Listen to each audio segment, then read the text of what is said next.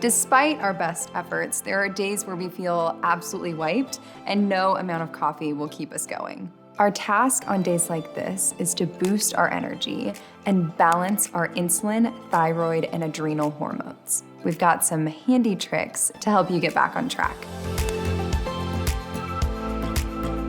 First and foremost, you want to restore your energy levels without negatively impacting your cortisol levels. So, try subbing your morning coffee for matcha tea. You can try making it into a yummy latte with almond milk. Matcha has powerful anti-inflammatory properties. Green tea. Or yerba mate. Yerba mate has less caffeine than coffee and can boost mental clarity while delivering powerful antioxidants.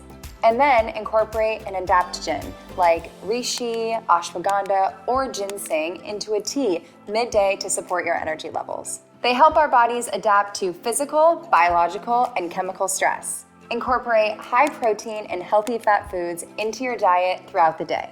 Incorporate avocados into your salad during lunch. Sprinkle in nuts like almonds, cashews, and walnuts. Olives are a great source of oleic acid and monounsaturated fat. Likewise, eggs and fish can provide a healthy source of protein.